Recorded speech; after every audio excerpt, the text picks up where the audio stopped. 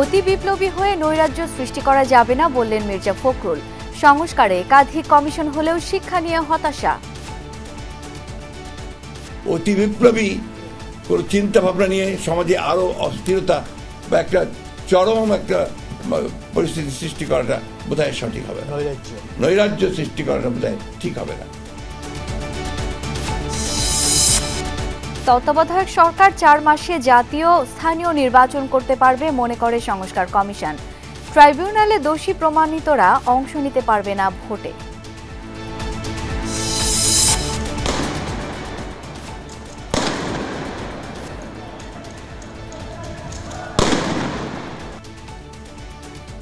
যাত্রাবাড়িতে এসআইয়ের সন্তানকে হত্যার ভয়াবহ ফুটেজ। ওসি জাকির সহ আসামিরা ধরাছোঁয়ার বাইরে। জুলাই অভ্যুত্থানে আহতদের বায়োমেট্রিক তথ্য সংগ্রহ ইসির। গোপালগঞ্জের সাবেক আইজিপি বেনজিরের সাভানা রিসোর্টে গোয়েন্দাদের হানা। অবৈধ সম্পদ অর্জনের অভিযোগ খতিয়ে দেখছে সিআইসির প্রতিনিধি দল। 8 লাখ সুবিধাভোগীর বিশেষ ওএমএস আপাতত বন্ধের সিদ্ধান্ত। বাজেটে সমন্বয় হবে বাড়তি ভ্যাট ট্যাক্স, জানালেন অর্থ উপদেষ্টা।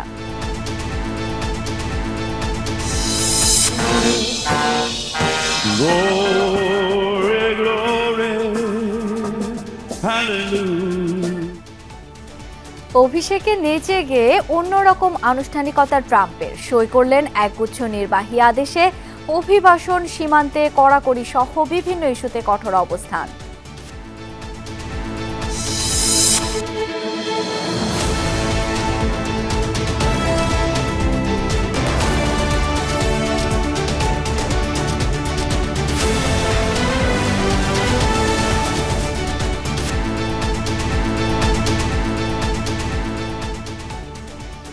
আমন্ত্রণ দুপুরের বাংলাদেশে। আপনাদের সাথে আছি আমি শাওন দত্ত। এতক্ষণ শিরোনাম দেখছিলেন। অতি বিপ্লবী হয়ে সমাজে নৈরাজ্য সৃষ্টি করা যাবে না, এই মন্তব্য করেছেন বিএনপি মহাসচিব মির্জা ফখরুল ইসলাম আলমগীর। জাতীয় প্রেস ক্লাবে এক আলোচনা সভায় তিনি বলেন, নিমিষেই সব বদলে দেয়া যায় না, ধাপে ধাপে এগিয়ে যেতে হয়। স্বৈরাচারের আমলে কথা বলার সাহস না পেলেও এখন সবাই দাবি আদায়ে মাঠে নেমেছেন। সবাইকে ধৈর্য ধারণের আহ্বান জানান মির্জা ফখরুল। বলেন, অভিজ্ঞতা না থাকায় অন্তর্বর্তী সরকারের কিছু ভুল ত্রুটি হচ্ছে। বিএনপি মহাসচিব বলেন, অনির্বাচিত সরকারের তুলনায় সমস্যা সমাধানে নির্বাচিত সরকারের ক্ষমতা বেশি থাকে। ন্যূনতম সংস্কার করে নির্বাচন দেওয়ার আহ্বান জানান মির্জা ফখরুল।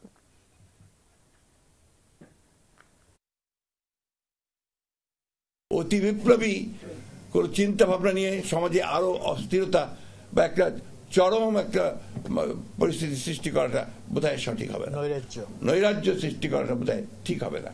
এই মুহূর্তে আমি সব পাল্টে দেব, এই মুহূর্তে আমি দখল করব, এই মুহূর্তে আমি সব অন্যায় পড়ে দেব, এটা হয় না। এই সরকার অনেক ভুল ত্রুটি করছে, ভুল তো করবেই, তারা সরকারে ছিল না, রাজনীতি করেনি, রাজনীতির বিষয় তারা অতটা জানেও না, বোঝেও না, তাই না? তো তাদেরকে তো সেই সময়টুকু সুযোগ দিতে হবে। গণহত্যাকারী এবং গুরুতর মানবাধিকার লঙ্ঘনকারীরা যেন ক্ষমতায় যেতে না পারে এমন সুপারিশ করেছে নির্বাচন সংস্কার কমিশন। অভ্যুত্থানে হাজারো মানুষকে হত্যা, ক্ষমতায় থেকে গুম, বিচার বহির্ভূত খুন এবং গুরুতর মানবাধিকার লঙ্ঘনকারীদের অধিকাংশ জনগণ ক্ষমতায় দেখতে চায় না বলে মন্তব্য করেছেন নির্বাচনের সংস্কার কমিশনের প্রধান বদিউল আলম মজুমদার। পাশাপাশি বিগত 3টি নির্বাচন দায়িত্ব পালনে ব্যর্থ 3 নির্বাচন কমিশনকে বিচারের আওতায় আনতে তদন্ত কমিশন গঠনেরও সুপারিশ করা হয়।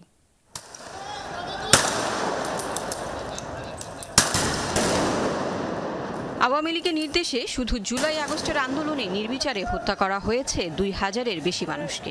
আহত হয়েছেন কয়েক হাজার। তার সাথে আছে 16 বছর ক্ষমতায় থেকে গুম, খুন ও বিচার বহির্ভূত হত্যাকাণ্ড। আওয়ামী লীগকে দল হিসেবে নিষিদ্ধ বা আগামী নির্বাচনে অংশগ্রহণ নিয়ে আছে বিতর্ক। গণহত্যাকারী ও মানবাধিকার লঙ্ঘনকারীরা নির্বাচনে অংশগ্রহণ করতে পারবে না, এমন সুপারিশ নির্বাচন সংস্কার কমিশনের। নির্বাচন বিটে কর্মরত সাংবাদিকদের সংগঠন reporters forum for election and democracy আয়োজিত RFED টকে সাংবাদিকদের মুখোমুখি হন নির্বাচন ব্যবস্থা সংস্কার কমিশনের প্রধান বদিউল আলম মজুমদার। বলেন, রাজনৈতিক অঙ্গন অপরাধীমুক্ত না হলে আবারও একই ঘটনার পুনরাবৃত্তি হবে। আমরা কাউকে নির্বাচন থেকে দূরে রাখা নয়, এটা আমাদের উদ্দেশ্য নয়, কিন্তু প্রায় 2000 ব্যক্তি খুন হয়েছে এবং যারা গুম হয়েছে, যারা বিভিন্নভাবে গুরুতর মানবাধিকার লঙ্ঘন করেছে, আমরা কি চাই তারা আবার এসে আমাদের রাষ্ট্র পরিচালনা করুক? আমি তো মনে করি অধিকাংশ জনগণে চায় না। তিনি বলেন, নির্দলীয়ভাবে স্থানীয় সরকার নির্বাচন চায় সংস্কার কমিশন। লেজুর ভিত্তিক ছাত্র শিক্ষক রাজনীতি এবং রাজনৈতিক দলগুলোর বিদেশি শাখা বন্ধ সহ দলগুলোর অভ্যন্তরে গণতন্ত্র সুসংহত করা সহ নানা ধরনের সুপারিশের কথাও জানান তিনি। অতীতের যে সকল অসঙ্গতি এগুলো দূর হবে, তখন 4 মাসের মধ্যে হয়তো তত্ত্বাবধায়ক সরকারের পক্ষে 2টো নির্বাচন করাই সম্ভব। আর বদুল আলম বলেন, গত 3 নির্বাচন কমিশন সাংবিধানিক দায়িত্ব পালনে ব্যর্থ হয়েছে। তারা শপথ ভঙ্গ করেছেন। তাদেরকে বিচারের আওতায় আনতে সুপারিশ করেছে কমিশন। তারা সুষ্ঠু নিরপেক্ষ নির্বাচন করার ব্যাপারে ব্যর্থ হয়েছে এবং সুষ্ঠু নিরপেক্ষ নির্বাচন এবং গণতন্ত্র এটা আমাদের সংবিধানের মৌলিক কাঠামোর অংশ। আমরা বলেছি একটা কমিশন গঠন করা, কমিশন তারা তদন্ত করে বের করবে, তারা কোনো অপরাধ করে থাকলে তাদেরকে যেন বিচারের আওতায় আনায়। তো আমরা কোনো সুস্পষ্ট অপরাধের কথা বলিনি। প্রার্থীরা তাদের প্রচারণায় কোনো পোস্টার ব্যবহার করতে পারবেন না। নির্বাচনকে দুর্বৃত্তমুক্ত এবং রাজনৈতিক অঙ্গন পরিচ্ছন্ন রাখতে সুপারিশ করা হয়েছে সংস্কার কমিশনের পক্ষ থেকে।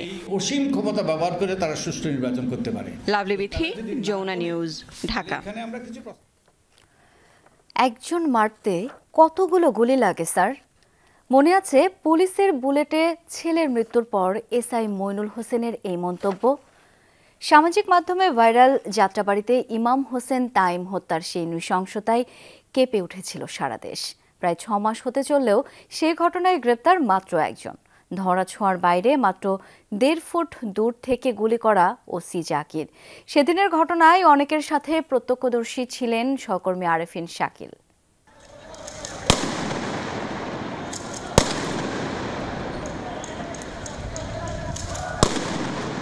এই ভিডিও দেখে স্বাভাবিক থাকা অসম্ভব।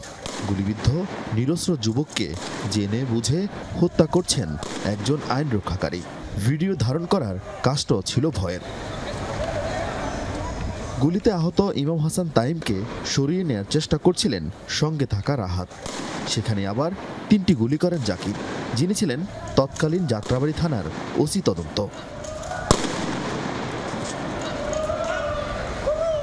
ঘটনাটি 20 জুলাইয়ের। কাজলা ফুট ওভার ব্রিজের নিচে কারফিউর মাঝেও প্রতিরোধ গড়ে তোলে ছাত্র জনতা। পুলিশের বেপরোয়া গুলি দেখে বাঁচার জন্য চায়ের দোকানের ভেতরে আশ্রয় নিয়েছিলেন তাইম, কিন্তু তখন যেন আজরাইল ভর করেছিল পুলিশের কয়েকজন সদস্যের উপর। আমাদের দুইজনকে যখন মারধর করতেছিল পুলিশ, একটা পর্যায়ে আমি আর তাইম এক জায়গাতে দাঁড়ানো অবস্থা ছিলাম। আমাদের শরীর হাত পা কাঁপাকাঁপি করতেছিল। 2 জন পুলিশ সদস্য আমাদেরকে বলতেছে দৌড় দিতে। একটা পর্যায়ে তাইম তখন দৌড় দিয়ে দেয়। যখন দৌড় দিয়ে দেয় তখনই তাইমকে 2 জন পুলিশ সদস্য 2টা শটগান থেকে তাকে পিছন থেকে শুট করে। এমনকি ওই 2টা বুলেটই তার পিছন থেকে ঢুকে সামনের দিকে বের হয়ে যায়। এই লিটন স্টোরের সামনে প্রথম গুলিবিদ্ধ হওয়ার পর ইমাম হাসান তাইম ঠিক এই সড়ক ধরে পাশের গলি দিয়ে নিরাপদ জায়গা যাওয়ার চেষ্টা করেছিলেন। এই জন্য তিনি দৌড় দিয়েছিলেন, কিন্তু এই ফুট ওভারব্রিজের নিচে পুলিশের একটি দল তার গতিরোধ করে। এরপর 1 থেকে 1.5 ফুট দূরত্বে রেখেই তাকে পরপর 3টি গুলি করা হয়, যা প্রত্যক্ষ করি আমি সহ আমার অন্য সহকর্মীরা। প্রাণ বাঁচাতে নিজের বাবার পরিচয় দিয়েছিলেন তাইম। জাকিরের কৃপা পেতে বলেছিলেন তার বাবাও একজন পুলিশ, কিন্তু কিছুতেই মন গলে না পিশাচের। জানলি এটা পুলিশের ছেলে, তোদের ছেলে, তার বাবার এটা কেমতি যে তার গাঁও যে ছুটুটি ফিরে গেছে হাসপাতালে বাড়াই দিয়ে তার বাবার এটা কেন যে তোমার ছেলে এন আইসি কেন? তার বাবার বলতে পারতি, আমারে ডাকতে পারতি না, ডাকে কেন এভাবে বড় বড় আতলা গুলি দিলি? তোরা কি মানুষ? কি করে এমন যন্ত্রণা সইতে পারেন গর্ভধারিণী মা? পুলিশ বাবার আক্ষেপ তো সবাই জানেন। স্যার, কয়টা গুলি লাগে একজনকে মারতে? 2024-এর এমন নিষ্ঠুরতার জবাব বহু বছর খুঁজতে হবে বাংলাদেশ রাষ্ট্রকে, কেননা ঘটনা এখানেই শেষ হয়নি। পুলিশের বাধায় চেষ্টা করেও তাইমকে হাসপাতালে নিতে পারেনি বন্ধু ও সাংবাদিকরা। অন্তত 15 থেকে 20 মিনিট মাটিতে পড়েছিল তার নিথর দেহ। সুরুথালে পুরো ঘটনা এড়িয়ে লেখা হয় তাইমকে মারপিট ও গুলি করে জখম করে কোটা বিরোধী আন্দোলনকারীরা। 20 গজের মধ্যে 2টা হসপিটাল ছিল, তারা তো ওখানে নিতে দেয়নি। তারা পরিকল্পিতভাবে তাকে থানায় নিয়ে মৃত্যু নিশ্চিত করে চেহারা বিকৃতি করে তাকে মুড়াইয়া মারছে। একজন পুলিশ কর্মকর্তার সন্তানকে নির্মমভাবে হত্যার ঘটনায় 7 জনের নামে মামলা হয়েছে যাত্রাবাড়ী থানায়। অভিযোগ দায়ের হয়েছে আন্তর্জাতিক অপরাধ ট্রাইব্যুনালেও। হতাশার হচ্ছে এখন পর্যন্ত ধরা পড়েছেন মাত্র 1 জন, বাকিরা সবাই ধরা ছোঁয়ার বাইরে। আর অল্প কয়েকদিন পরে ইমাম হাসান হত্যার 6 মাস পূর্ণ হবে, এরপর হবে 1 বছর। এরপর নিয়ম করে প্রতি বছর জুলাই অভ্যুত্থানের শহীদদের স্মরণ করবে জাতি। কিন্তু এই সময়ের মধ্যে যদি অভিযুক্তরা গ্রেফতার না হন, বিচার সুনিশ্চিত না হয়, তবে কোন ভরসায়, কোন আশ্বাসে কিংবা কোন সংস্কারে সন্তান হারানোর শোক সহ্য করবেন পুলিশ কর্মকর্তা ময়নাল হোসেন ও তার পরিবার? আরিফিন শাকিল, যমুনা নিউজ, ঢাকা। দর্শক, সেগুনবাগিচায় দুর্নীতি দমন কমিশনে ব্রিফ করছেন দুদকের মহাপরিচালক মোহাম্মদ আক্তার হোসেন। আমরা সরাসরি এখন সেখানে যাচ্ছি। 5,27 লক্ষ টাকারও বেশি সম্পদ অর্জন এবং নিজ নামে 9টি ব্যাংক হিসাবে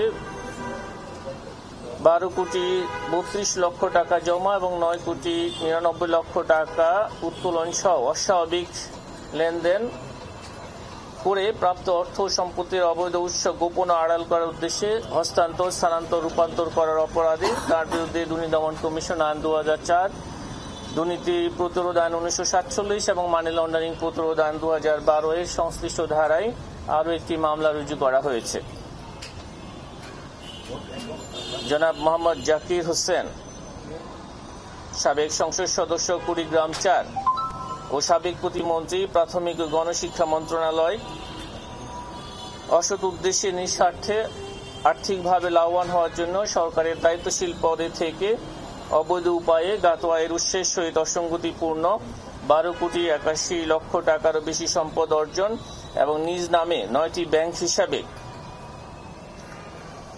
30,45 লক্ষ টাকারও বেশি অস্বাভাবিক ও সন্দেহজনক লেনদেন করে প্রাপ্ত অর্থ বা সম্পত্তির অবৈধ উৎস গোপন ও আড়াল করার উদ্দেশ্যে হস্তান্তর, স্থানান্তর এবং রূপান্তরের অপরাধে দুর্নীতি দমন কমিশন আইন 2004, মানি লন্ডারিং প্রতিরোধ আইন 2012 এবং দুর্নীতি প্রতিরোধ আইন 1947 এর সংশ্লিষ্ট ধারায় আরও একটি মামলা রুজু করা হয়েছে।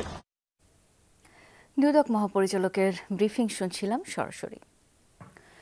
জুলাই অভ্যুত্থানে আহতদের মধ্যে যারা হাসপাতালে চিকিৎসাধীন তাদের ভোটার তথ্য হালনাগাদ শুরু করেছে নির্বাচন কমিশন। বায়োমেট্রিকের পাশাপাশি তারা পাচ্ছেন জাতীয় পরিচয়পত্র সংশোধনের সুযোগও। কর্তৃপক্ষ জানিয়েছে শুধু রাজধানী নয়, বরং সারা দেশে যেসব হাসপাতালে আন্দোলনে আহতরা আছেন সব জায়গায় চলবে এই সেবা। 1.5 সপ্তাহের মধ্যে হস্তান্তর করা হবে পরিচয়পত্র।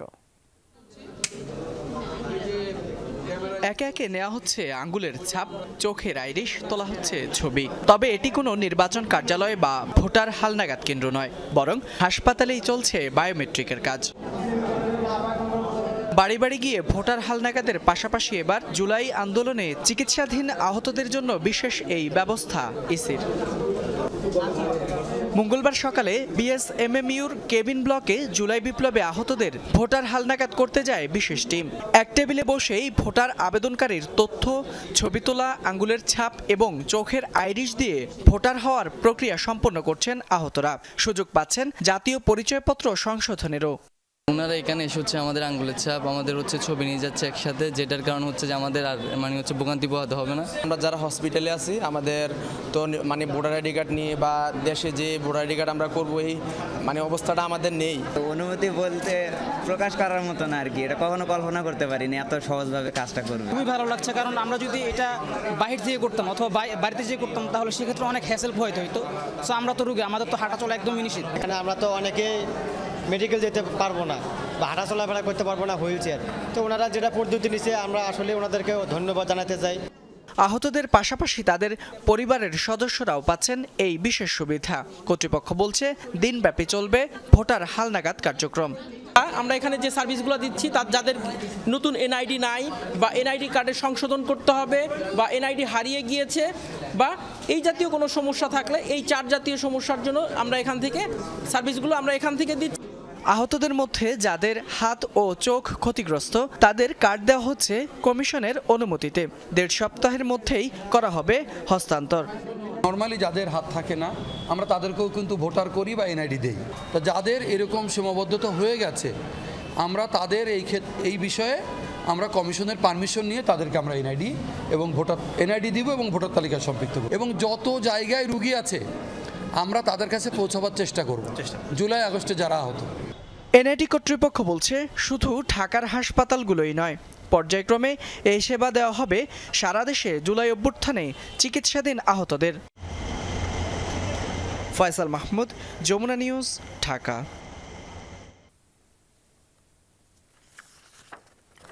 সাবেক আইজিপি বেনজির আহমেদের অবৈধ সম্পদ অর্জন ও কর ফাঁকির অভিযোগ তদন্তে গোপালগঞ্জের সাভানা ইকো রিসোর্টে গেছে সেন্ট্রাল ইন্টেলিজেন্স সেল সিআইসি।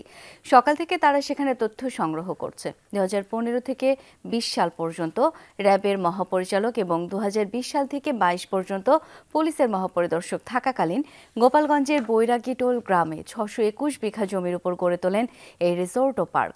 অভিযোগ রয়েছে রিসোর্ট তৈরির প্রায় সব জমি সনাতন ধর্মাবলম্বীদের ভয় দেখিয়ে এবং নানা কৌশলে তিনি কিনেছেন। রিসোর্ট এবং অন্যান্য স্থাপনা মিলেও ওই এলাকায় 1400 বিঘা জমি বেনজিরের দখলে। এসব অভিযোগের তদন্তে গত বছরের 5 জুন দুর্নীতি দমন কমিশনের একটি প্রতিনিধি দল সাভানা পরিদর্শন করে। এর আগে 3 জুন পার্কটি বন্ধ করে দেয় রিসোর্ট কর্তৃপক্ষ।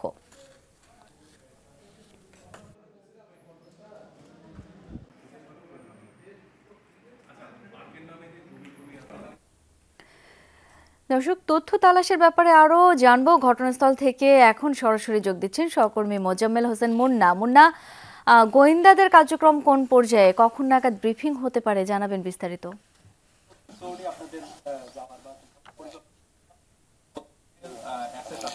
শাওন, আপনি জানেন যে সকাল থেকে গোয়েন্দা সংস্থার রাজস্ব বিভাগের গোয়েন্দা সংস্থার 15 সদস্যের যারা সদস্য এসেছেন এই রিসোর্টে তদন্ত করতে, তারা ইতিমধ্যে তদন্ত করেছেন বিভিন্ন পর্যায়ে।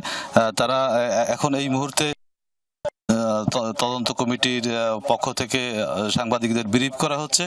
ব্রিফে যেটি বললেন যে তারা যতগুলো বিষয় দেখেছেন সেখানে সুনির্দিষ্টভাবে কিছু কর ফাঁকির বিষয়ে তারা লক্ষ্য করেছেন এবং সেই বিষয়ে তারা পরবর্তীতে পদক্ষেপ নেবেন এবং আরো যে সমস্ত বিভাগগুলো রয়েছে এখানে সব বিভাগগুলো তারা এখন এই পর্যায়ে তারা এখনো দেখতে পারেননি। সব পর্যায়ে দেখার পরে তারা দেখবেন যে সব বিভাগে কি পরিমাণ অনিয়ম দুর্নীতি হয়ে বা কর ফাঁকির ঘটনাটা ঘটেছে সেই বিষয়টি তারা পরবর্তীতে দেখবেন এবং সেই বিষয়ে তারা পরবর্তীতে পদক্ষেপ নেবেন। শাওন, মুন্না, ধন্যবাদ আপনাকে। নিম্নবিত্ত মানুষের জন্য ট্রাকে কম দামে পণ্য বিক্রির বিশেষ OMS কার্যক্রম আপাতত বন্ধ রাখার সিদ্ধান্ত নিয়েছে সরকার। ক্রয় সংক্রান্ত উপদেষ্টা কমিটির বৈঠকে এই সিদ্ধান্ত হয়েছে, জানান অর্থ উপদেষ্টা। বলেন, সম্প্রতি যেসব সেবা ও পণ্যের ভ্যাট ও কর বাড়ানো হয়েছে তা আগামী বাজেটে সমন্বয় করা হবে। সচিবালয়ে ক্রয় সংক্রান্ত উপদেষ্টা কমিটির বৈঠকে সভাপতিত্ব করেছেন অর্থ উপদেষ্টা ডক্টর সালেউদ্দিন আহমেদ। সেখানে কৃষি পণ্য কম মূল্যে বিক্রির বিশেষ OMS কার্যক্রম নিয়ে আলোচনা হয়। এই কার্যক্রমে সুবিধাভোগী ছিলেন প্রায় 8 লাখ মানুষ। অর্থ উপদেষ্টা বলেন, গত ডিসেম্বর পর্যন্ত বিশেষ OMS প্রকল্পের সময়সীমা ছিল, সেটি সময়সীমা আর না বাড়ানোর সিদ্ধান্ত হয়েছে। তিনি বলেন, সবজি সহ কিছু পণ্য কম মূল্যে দেয়া হতো, সেটা আর দেয়া যাচ্ছে না। বলেন, কার্ডের মাধ্যমে সাশ্রয়ী মূল্যে দেয়া সাধারণ OMS কার্যক্রম চলবে। এ সময় অর্থ উপদেষ্টা চালের দাম কিছুটা কমেছে দাবি করেন। বলেন, অন্যান্য পণ্যের দামও নিয়ন্ত্রণে আছে। সাকসেসফুলি এটা ইমপ্লিমেন্ট করা গেছে ঢাকা এবং নানান জায়গায় প্রায় 8 লক্ষের বেশি লোক কাভার করেছে। আপাতত ডিসেম্বরে আমরা এটা স্থগিত করলাম, কারণ বাজারে মোটামুটি সাপ্লাই এসছে, অথবা এটা এর একটা জিনিস। আর ভবিষ্যতে যদি কোনো আবার ইমার্জেন্সি করে তাহলে মিরপুরের 12 নম্বরের নতুন রাস্তা ঝিলপাড় এলাকায় অবৈধ স্থাপনা উচ্ছেদে অভিযান চালাচ্ছে জাতীয় গৃহায়ন কর্তৃপক্ষ। সকাল 9টা থেকে এই অভিযান শুরু হয়। গৃহায়ন কর্তৃপক্ষ জানায়, এখানে 7 একর জায়গা 2006 সালে বিএনপি জোট সরকার সাংবাদিকদের আবাসনের জন্য বরাদ্দ দেয়। স্থানীয়রা জানান, আওয়ামী লীগ সরকার ক্ষমতায় আসার পর এই জমি অবৈধ দখলে নেয় সংসদ সদস্য ইলিয়াস মোল্লা ও তার লোকজন। পরে অবৈধভাবে বসতি স্থাপন করা হয়। 5 আগস্ট আওয়ামী লীগ সরকার পতনের পর সাংবাদিকরা তাদের জমি উদ্ধারের আবেদন জানান। তাদের দাবির প্রেক্ষিতে জাতীয় গৃহায়ন কর্তৃপক্ষ অবৈধ উচ্ছেদের উদ্যোগ নেয়। তবে ভুক্তভোগীরা বলছেন এই বস্তিতে প্রায় 20,000 মানুষের বসবাস। উচ্ছেদের বিষয়ে তাদের কোনো নোটিশ দেওয়া হয়নি। হঠাৎ করে অভিযান চালানোয় ক্ষতির মুখে পড়েছেন তারা।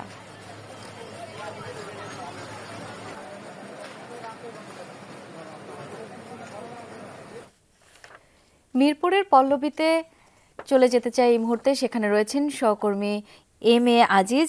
সেখানে যৌথ বাহিনীর উচ্ছেদ অভিযান চলছে মিরপুরের পল্লবীতে। আজিজ, উচ্ছেদ অভিযানের সবশেষ কি অবস্থা জানাবেন বিস্তারিত?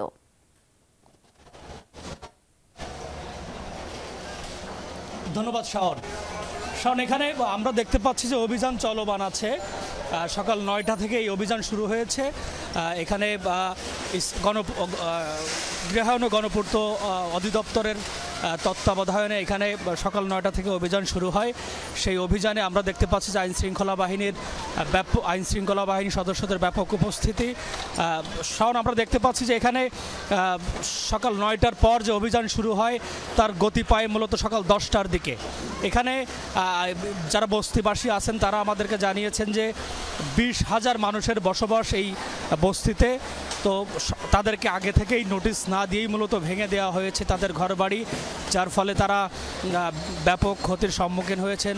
তাদের সহায় সম্বল যেটুকু ছিল সেটুকু নষ্ট হয়ে যাওয়ার অভিযোগ তারা করছেন। তারা বলছেন যে আগে থেকেই যদি তাদেরকে জানানো হতো তাহলে তারা তাদের আসবাবপত্র নিয়ে সরে যেতেন। যেহেতু এই জমি তাদের না, তারা বলছেন যে তাদেরকে আগে থেকে জানালেই তারা তাদের যে সম্পদ ছিল, গৃহস্থালির যে জিনিসপত্রগুলো ছিল সেগুলো নিয়ে তারা সরে যেতেন। তবে আমি গৃহায়ন ও গণপূর্ত অধিদপ্তরের যারা কর্মকর্তা এখানে আছেন নির্বাহী ম্যাজিস্ট্রেট যিনি আছেন, সবার সঙ্গে আমি কথা বলেছি। ওনারা বলেছেন যে গত জানুয়ারির 5 তারিখে এখানে অভিযান চালানোর কথা ছিল, তারও 1 মাস আগে তাদেরকে নোটিশ দেওয়া হয়েছে জায়গা ছেড়ে দেওয়ার জন্য, কিন্তু তারা জায়গা ছেড়ে না দিয়ে এখানে অবৈধভাবেই বসবাস করছেন। বাধ্য হয়েই গৃহায়ন কর্তৃপক্ষ এই অভিযান পরিচালনা করছেন। এর মধ্যে আমরা দেখতে পাচ্ছি যে এখানে বেশ কয়েকটি কাঠের দোকান ছিল এবং কাঠের সমিলও ছিল বেশ কয়েকটি। তো তারা বলছেন যে তাদেরকেও আগে থেকে জানানো হয়নি। তারা তাদের যে কাঠ ছিল সেগুলো এখন সরিয়ে নিচ্ছেন এবং তারা বলছেন যে তাদেরকেও যদি আগে থেকে জানানো হতো তাহলে তাদের জন্য আরও সুবিধা হতো। আমরা এই পাশে দেখতে পাচ্ছি যে স্থানীয় সংসদ সদস্য যার বিরুদ্ধে অভিযোগ এই জায়গা দখলে রাখার এবং যার লোকজন এই জায়গা দখলে রেখেছিলেন এবং যারা এখান থেকে ভাড়া উঠাতেন তাদের লোকজন আমরা এখানে আর কাউকে দেখতে পারি। তবে ইলিয়াস মোল্লার যে খামারটি এখানে করা হয়েছিল সেই খামারে এখন অভিযান চালাচ্ছে গৃহায়ন ও গণপূর্ত অধিদপ্তরের নেতৃত্বে আইন শৃঙ্খলা বাহিনী এবং তারা সেখানে ইলিয়াস মোল্লার যে গরু এবং গবাদি পশুগুলো বুঝতে পেরেছি, দেখছিলাম সরাসরি। অনেক ধন্যবাদ আপনাকে। জয়পুরহাটের 5 বিবি হাটখোলা সীমান্তে কাঁটাতার এনে রেখেছে বিএসএফ। বিজিবি বাধায় শুরু করতে পারেনি কাজ। এই ঘটনায় আলোচনায় বসার কথা রয়েছে বিজিবি ও বিএসএফ এর। আমরা আরও জানতে চাই এই বিষয়ে। সীমান্ত এলাকা থেকে এখন যুক্ত হচ্ছেন সহকর্মী মুরাদ ইমাম কবির। মুরাদ, সীমান্তের এই মুহূর্তের পরিস্থিতি কেমন দেখছেন? কোনো ধরনের উত্তেজনা রয়েছে কিনা? বিজিবি বিএসএফ বৈঠক ঠিক কখন নাগাদ শুরু হতে পারে জানাবেন। বর্তমান সীমান্ত পরিস্থিতি একেবারে স্বাভাবিক রয়েছে। তবে আমরা বিজিবি 20 ব্যাটালিয়নের যে অধিনায়ক রয়েছেন নাহিদ নেওয়াজ, আমি ওনার সাথে কথা বলেছিলাম। উনি আমাকে যেটি জানিয়েছে, মূল বিষয়টি হচ্ছে যে আজকে জানেন যে ভোর রাতের দিকে অনেক কুয়াশা ছিল। এই কুয়াশার মধ্যেই বিএসএফ এর কয়েকজন সদস্য বাঁশ দিয়ে এবং কাঁটাতারের বেড়া সীমান্তের 281 পিলারের 34, 35 ও 36 নম্বর সাব সীমানা পিলারের পাশ দিয়ে তারা বেড়া নির্মাণ করছিল। এই সময় স্থানীয় যে জনগণ তারা বিষয়টি দেখতে পেয়ে বিজিবিকে খবর দেয়। তখন বিজিবি বিএসএফ কে কাজে বাধা দেয় এবং তখন থেকে কাজ বন্ধ রয়েছে। তো এই বিষয়ে বিজিবি যেটি বলছে সেটি হচ্ছে তাদের পক্ষ থেকে, বিজিবির পক্ষ থেকে বিএসএফ এর যারা কর্মকর্তা রয়েছে, স্থানীয় যে বিওপি কমান্ডার এবং ব্যাটালিয়ন কমান্ডার রয়েছে তাদেরকে তারা বিষয়টি প্রতিবাদ জানিয়েছে এবং এই বিষয়ে বিএসএফ কে একটি পত্র দেওয়া হয়েছে যে এই সীমান্তে বর্তমান যে পরিস্থিতির উদ্ভব হয়েছে সেটিকে নিরসন করার জন্য। ধন্যবাদ আপনাকে। দায়িত্ব নিয়েই একগুচ্ছ নির্বাহী আদেশে স্বাক্ষর করলেন মার্কিন প্রেসিডেন্ট ডোনাল্ড ট্রাম্প। বাতিল করেছেন বাইডেনের আমলের ৭৮টি নির্বাহী আদেশ।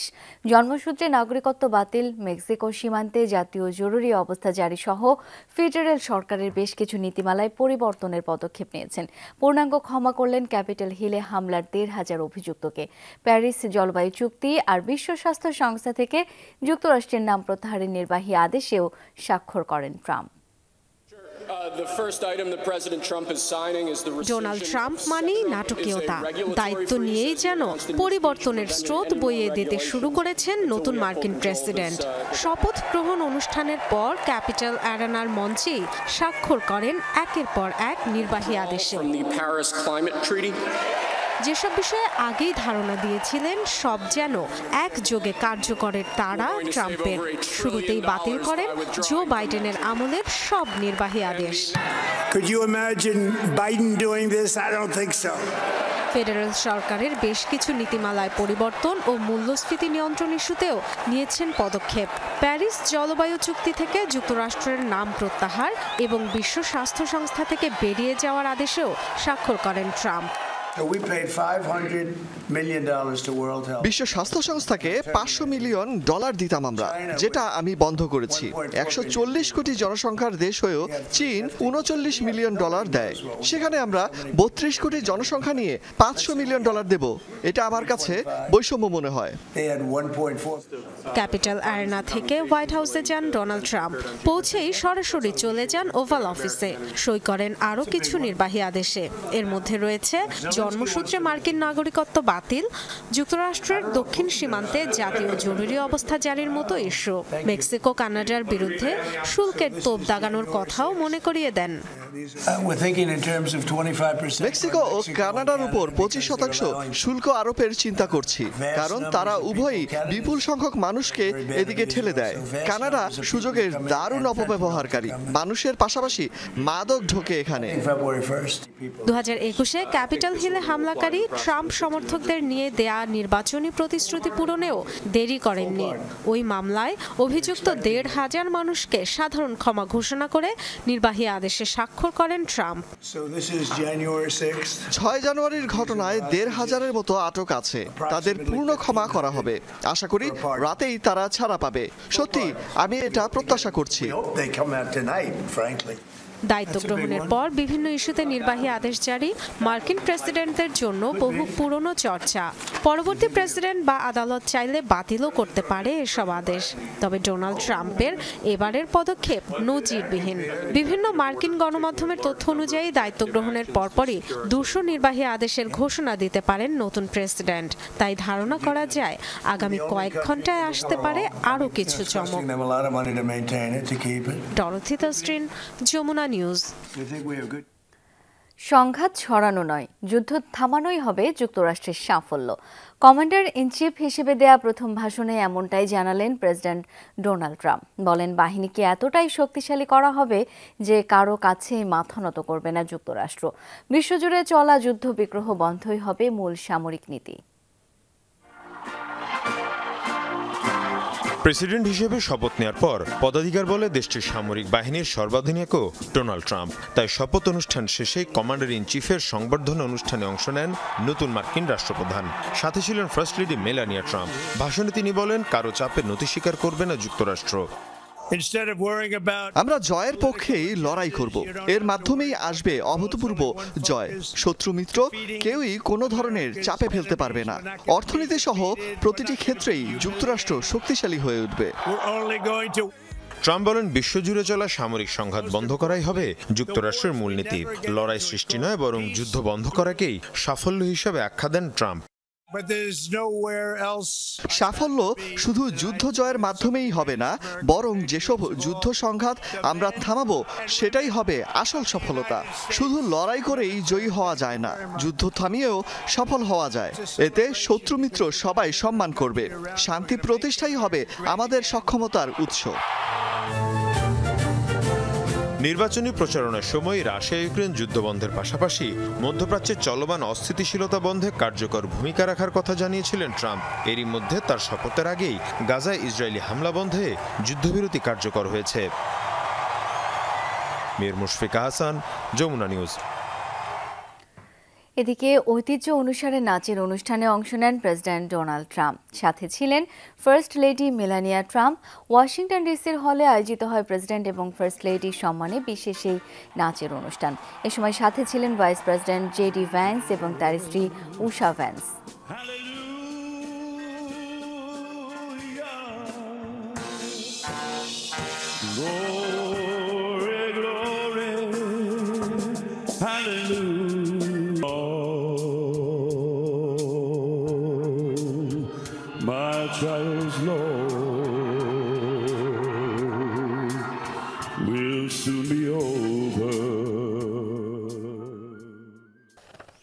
তলোয়ার দিয়ে কেক কাটলেন নতুন মার্কিন প্রেসিডেন্ট ডোনাল্ড ট্রাম্প, সাথে যোগ দেন ভাইস প্রেসিডেন্ট জেডি ভ্যান্স। কেক কাটার মুহূর্তে হাসি ঠাট্টায় মাতেন দুই নেতা। সিক্রেট সার্ভিসকে উপহাস করে ভ্যান্স বলেন, তাদের দুজনের হাতে তলোয়ার দেখে নিশ্চয়ই খুব নার্ভাস হচ্ছেন এজেন্টরা। কারো কেক লাগবে জিজ্ঞেস করেন হাস্যোজ্জ্বল ট্রাম্প, আর তারপরই মেতে ওঠেন নাচে।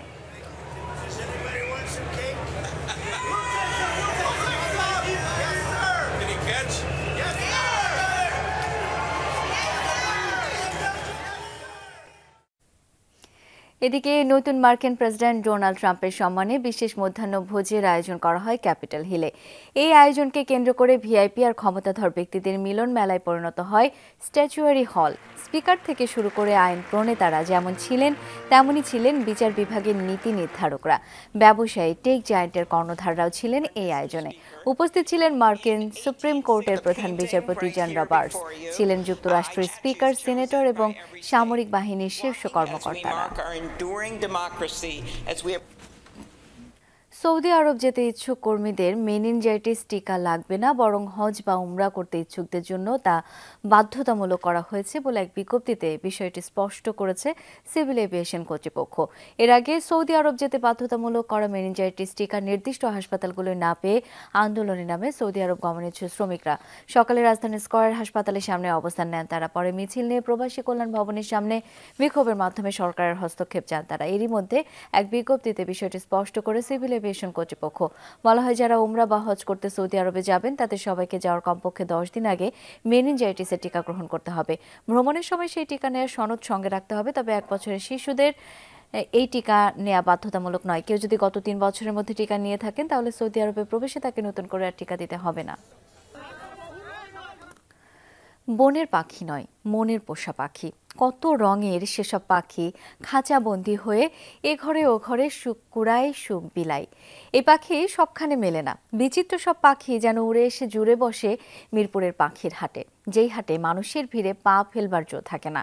শত শত পাখি কেউ দেখতে আসে, কেউ বা কিনতে। 1000 থেকে লাখ টাকায় এই হাটে হয় পাখির বিকিকিনি। সেই সব পাখি আর পাখির হাটের গল্প বলবেন ভাস্কর ভাদুরী, ছবি তুলেছেন রাকিবুল ইসলাম।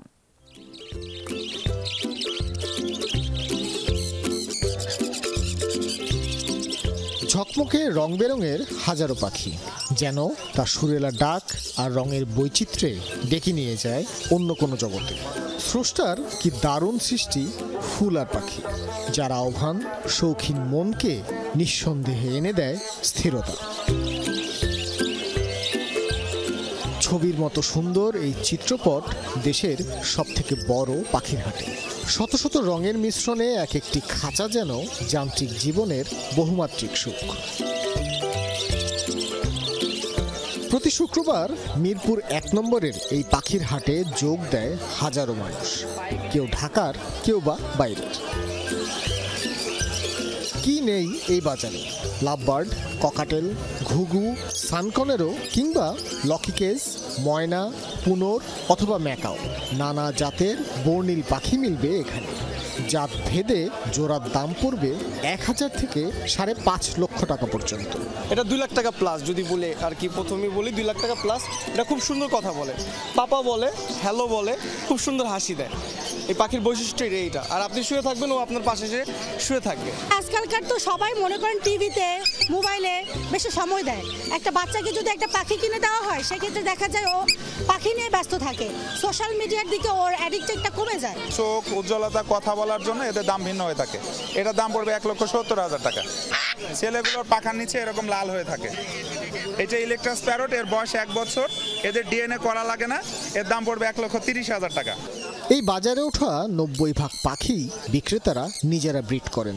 বাসায় এখন আপাতত 5টা আছে, আর আমার মামা তো বাইরের কাছে, ওর কাছে আবার দেই, পাইলা বড় করে দেই, ওই আবার বড়গুলা পালে। ককাটেল কিনেছি, আমার জোড়ার প্রাইস পড়েছে 2,500 টাকার মতো। আমার পাখি পাল আছে, যদিও আমি ককাটেলে প্রথম। আমার সাধারণত বাজিগর আছে, লাভবার্ড আছে, প্লাস ঘুঘু আছে। ঘুঘুটা আমি বেশি পছন্দ করি।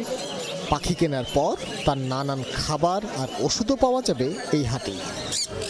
ভালোবাসা পেলে বন্ধু হতে পারে পাখিও, পরিবারের সদস্য হয়ে মিশে যেতে পারে আদরে সোহাগে। রূপকথার গল্পে সুখ পাখি আর দুঃখ পাখির অনেক কথাই আমরা শুনেছি, কিন্তু বাস্তবে তার দেখা মেলেনি। দিনপুরের এই হাটে আসলে দেখা যাবে শত প্রজাতির পাখি, যা ক্রেতারা বুঝে শুনে কিনতে পারবে। কিন্তু শর্ত একটাই, পাখি কেনার পর তার যত্ন নিশ্চিত করতে হবে। ভাস্কর ভাদুরী, যমুনা নিউজ, ঢাকা। আর এই ছিল দুপুরের বাংলাদেশে। ধন্যবাদ এতক্ষণ সাথে থাকার জন্য।